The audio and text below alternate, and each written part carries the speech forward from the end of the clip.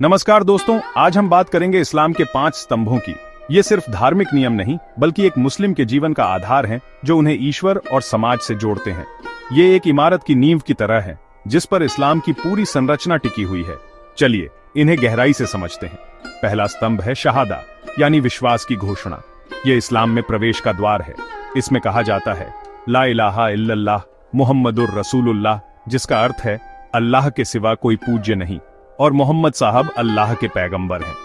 यह सिर्फ जुबान से कहना नहीं बल्कि इसे दिल से मानना होता है।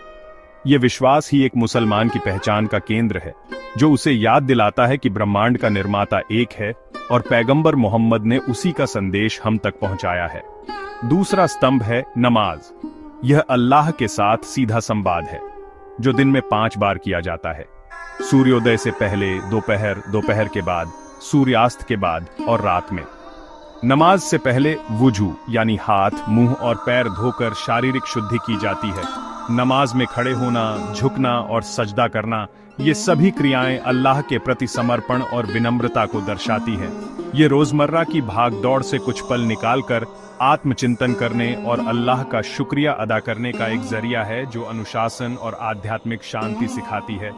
तीसरा स्तंभ है ज़कात यानी अनिवार्य दान। यह एक सामाजिक और आर्थिक जिम्मेदारी है।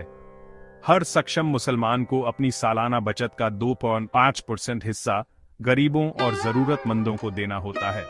ज़कात का मकसद धन को शुद्ध करना और समाज में आर्थिक असमानता को कम करना है। इससे यह सुनिश्चित होता है कि समुदाय के कमजोर सदस्यों की देखभाल हो। यह हमें सिखाता है कि हमारी संपत्ति पर दूसरों का भी हक है और इससे समाज में बराबरी और भाईचारा बढ़ता है।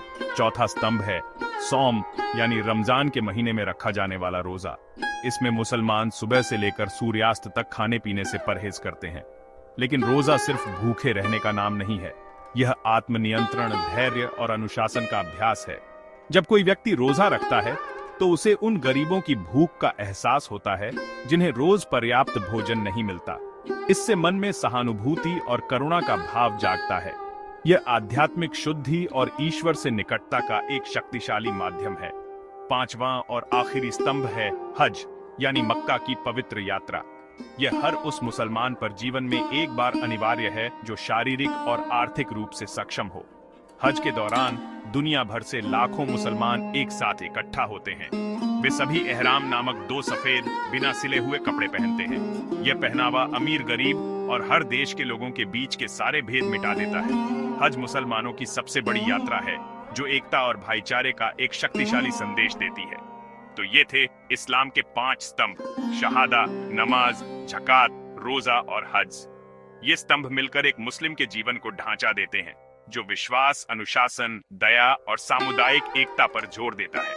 ये सिर्फ रस्में नहीं बल्कि एक बेहतर इंसान और एक सामंजस्यपूर्ण समाज बनाने के व्यावहारिक तरीके हैं।